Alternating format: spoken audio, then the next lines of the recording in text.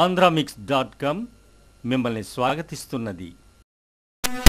అక్క ప్రియాంక చోప్రాని చూసి ఇన్స్పైర్ అయ్యి సినిమాలోకి వచ్చింది ప్రణీత్ చోప్రా. మొదటి సినిమా ఇష్క్ జాత్తోనే అందరి మనసులు దోచేసింది. ప్రశంసల వర్షంలో తడిసి ముద్దయింది. దాంతో అక్కను కూడా చూడకుండా ప్రియాంకని పక్కన పెట్టేసింది. ఎవరైనా ఆమె సపోర్ట్ చేసిందంటే చాలు నోరేసుకొని పడిపోతుంది. నా కాళ్ళ మీద నేను నిలబడ్డాను, నాకు తన సపోర్ట్ అవసరం లేదని అనేస్తుంది. ఈ మాటలకి అందరూ నోళ్లు వెళ్ళబెట్టేశారు. ఇక ఆమె ఇప్పుడు మాట్లాడిన మాటలకు షాకుతో మాటలే మర్చిపోయారు. త్వరలో విడుదల కాబోతున్న తన సుదేశ్ రొమాన్స్ ప్రమోషన్లో భాగంగా ప్రేమ, రొమాన్స్, సహజీవనం వంటి వాటి గురించి మాట్లాడుతుంది ప్రణీత. ప్రేమ, రొమాన్స్ అన్నవి చాలా అవసరమట. అవి ఉన్నప్పుడు ఏ జంట అయినా ఆనందంగానే ఉంటారట. దానికోసం పెళ్లి చేసుకునే అవసరం లేదట.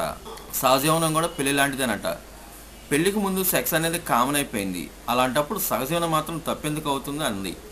సాంప్రదాయవాదులు అయినందున తమ తల్లిదండ్రులకి ఇలాంటివి నచ్చవేమో కానీ తనకు మాత్రం సహజీవనంలో ఇబ్బంది ఏమీ ఉండదని తేల్చి చెప్పింది. ఈ మాటలు వింటుంటే ఈ పిల్ల త్వరలో గీత దాటేయడం ఖాయమనిపిస్తుంది కదూ. కొందరైతే ఆల్రెడీ దాటేసిందేమోననే అనుమానాలు కూడా వస్తున్నాయి.